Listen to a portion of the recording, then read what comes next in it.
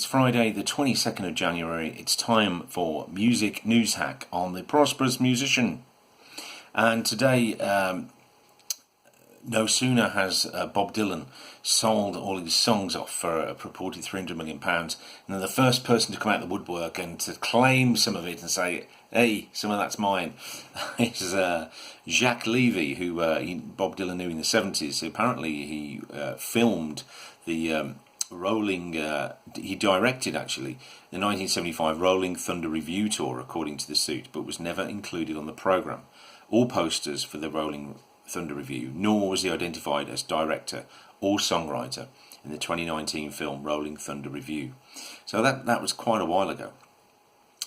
He's basically saying that he co-wrote some songs with Dylan and he wants a bit of the pie. He wants up to like 1.75 million, and the way they worked that out was that 600 songs, £300 million, that equates to £500,000 per song. So he's saying he was entitled to 35% of any songs that he wrote. This was the deal they struck in 1975, allegedly, and so basically 35% of 5 million is 1.75 million. So that's what he's asking for. He's also asking for punitive damages of £2 million.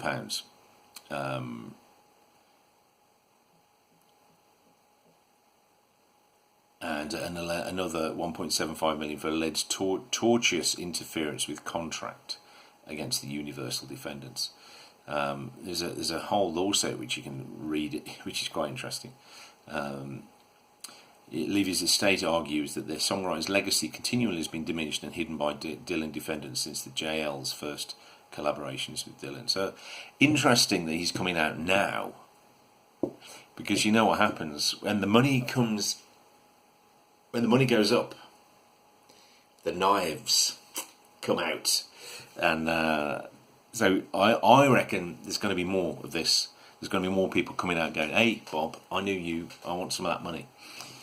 We'll see. Talking about songs, and Hypnosis are on a roll again. They're hitting the news. The publishers bought the catalogue. They have acquired the catalogue from Michael Bublé and Metallica producer Bob Rock. Now, great name if you're a rock music producer, Bob Rock. What do? I rock. I'm Bob and I rock. I produce rock. Everything I do is rock. He's produced Metallica, which had the big singles on it, and Bublé's Call Me Irresponsible, Crazy Love, Christmas, and To Be Loved, which couldn't be more different artists, could they? Bublé, Metallica. That's a pretty good producer. He can make those two, both of them, sound good. He's got that kind of ear. Anyway, he sold all his back catalogue to undisclosed sum there. Brilliant. Amazing credentials there. I know how much Merck loves music, so it was an easy deal to put together. Bruce Allen says, I know Merck for years. He has a passion for the music and those who make it. So well done, Hypnosis securing another and back catalogue, and they're not going to stop, basically, because they're selling shares in their business. They're raising over $2 billion by selling shares in their company to get. Apologies for that. I'll try and turn that off. They're basically selling more stock to raise money to buy more songs, which, as a publisher, that's the name of the game, isn't it? Buying bigger and bigger, better catalogues, so your income then comes in. So that's what they're doing, moving money around to acquire more assets. Very smart of them. Hypnosis are in the news again because there was a parliamentary inquiry into streaming and the music business, and we'll talk more about that in a bit. But basically, people were invited to pitch, basically, to write into Parliament and explain what would they change, how would they see the music business going, and what changes need to be made. And you can also log on to this as well. You can check it out. You can check out the parliamentary submissions. So there's hundreds of people submitted their papers and one of them, or three of them, are the big three companies of Beggars Group, and Hypnosis Songs Fund, of course, who we've just talked about, and BMG. So they were the three big ones that this article picked up on. So here are the highlights of what they were saying. So BMG was saying basically the only realistic way for artists to increase their income from streaming is for them to receive a higher share of the revenue. And the only realistic way for songwriters to increase their income from streaming is them to receive a greater share of the total pot of money paid by streaming services, what they use. Basically saying that that's kind of not going to happen, really, because the traditional music industry don't want to pay more out. They want to keep more for themselves. And that's been going on since the music industry began. Artists, songwriters have been getting screwed for decades.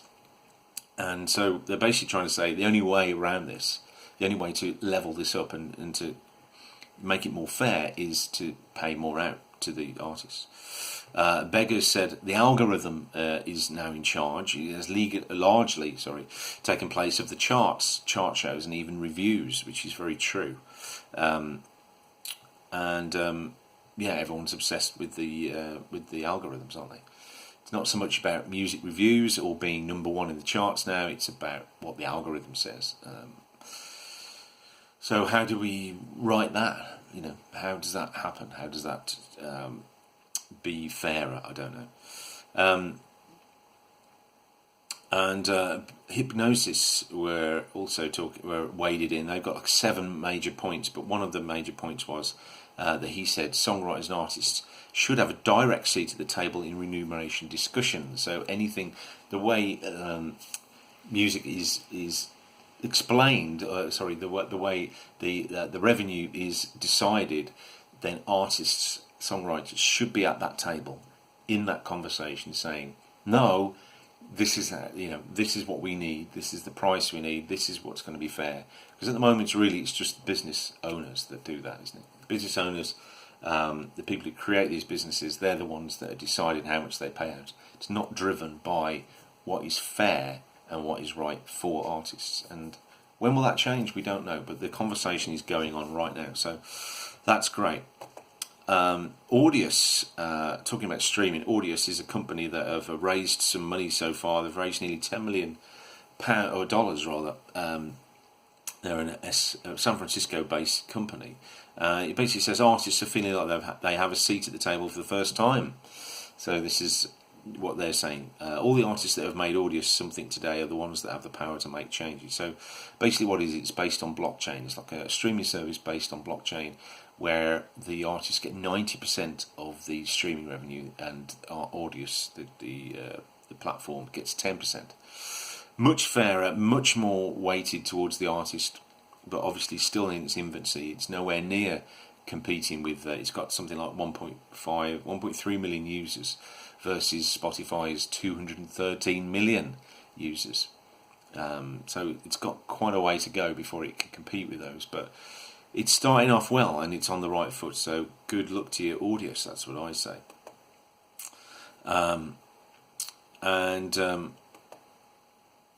More can be seen about. There's an article written about the harsh reality of the music business in response to the political debate that was going on, or rather wasn't going on. So they were basically, they had 3 of the big 3 CEOs. So David Joseph from Universal Music, Jason Eiley from Sony Music, and Tony Harlow from Warner Music were sitting in front of a bunch of politicians who were apparently supposed to grill them on what is going on with the music industry.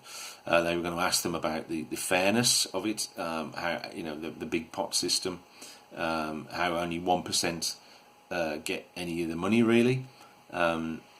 Songwriters, about getting them a bigger share, and also about questioning about A&R and spending money on investing in new talent, because basically what happens is the existing back catalogues fund new artists.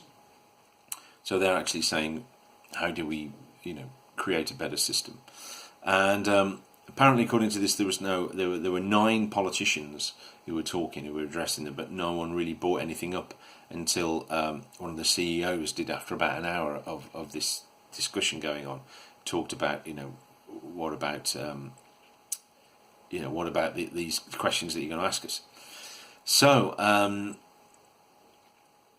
apparently, it says here, the MP's immediate response said everything. John Nicholson, MP, replied to Joseph's user-centric point by saying this: musicians have told us privately and off the record that they're scared of you. Not you specifically, but bosses, record company bosses like you, and they're too scared to speak in public. That must make you feel very ashamed.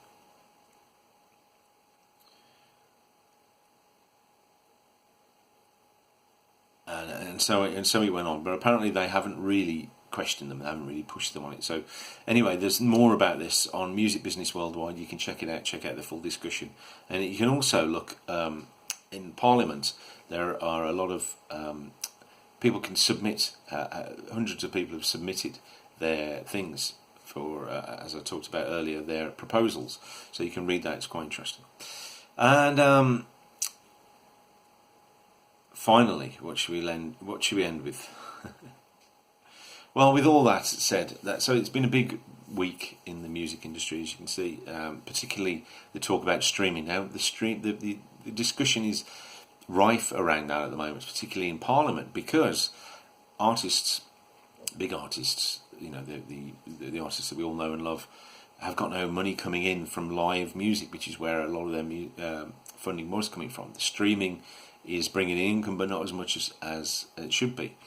And so that's why all this has been brought up, because of live music industry collapsing, and a huge amount of income has been lost this year and last year. Well, already this year and most of last year, and seems to be probably going on for the rest of this year. I'd be surprised if there were like big major events going on this year, but who knows? I mean, we know Glastonbury's been cancelled, which is in June. So other festivals will probably match that as well, because obviously you don't just turn up, you don't just switch on a festival and it happens. It takes a year, maybe 2 years to promote, to organise. But we'll see what happens. I mean, the vaccine's rolling out now, so who knows? Maybe the second half of the year, the last 2 quarters, there might be more live events happening, and the heat on the music industry, on the streaming industry, might be lessened. But at the moment, they're very much holding their feet to the fire, because they want to know, they want a fairer system, and maybe that's what this is about. Maybe all this has allowed this discussion to happen, this focus to be on streaming and the music business as a whole, to actually say, look, this isn't fair. Artists aren't getting paid what they should. Let's sort it out, and I hope they do.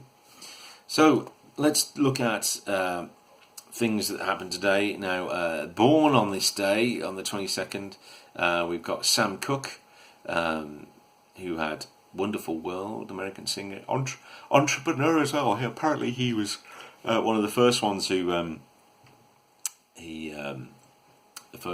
set up his own publishing company, which was great. Sam Cooke died on the 11th of December, at the Hacienda Motel in LA, after he sustained a gunshot wound to the chest. Bit of a mystery, that one, as to why that happened. Malcolm McLaren was born today, died at the age of 64, nearly 11 years ago. Who else? Michael Hutchence from In Excess sadly died as well, but he was born today in 1960. Roachford, singer there, I think he's died as well. So people who were born on the 22nd of January not having much luck, are they? All passed on. DJ Jazzy Jeff was born in 1965, the same day and the same birthday as Roachford. An American drummer, Steve Adler, from Guns N' Roses. He appeared in the reality TV show Celebrity Rehab with Dr. Drew, as well as on the first season of its spin-off Sober House. So well done, Stephen Adler, for saying sober. And he was, I have to say, he was one of the drummers that inspired me to take up the drums after listening to Guns N' Roses when I was 1986 or 7, when I was into them then. So happy birthday to you, my friend. Let's just go back. On this day, let's check this. On this day, Buddy Holly wrote the last of his songs with just a guitar and a recorder. The Monkees performed for the very first time at the Cow Palace in San Francisco to a sell-out crowd. Bruce Springsteen, Steel Mill, opened for the Elvin Bishop Band at the Matrix in San Francisco, California. Steel Mill will pay only £5 for the gig. The Elvin Bishop Band received £90 as headline. So that was Bruce Springsteen's first gig, or paid gig, or maybe, as Steel Mill. Don McLean, his album American Pie started 7 weeks at number 1. MTV started today, 22nd of January, 1983. Telly Savalas died of prostate cancer. He scored a number one single called If. He played Kojak as the New York City detective.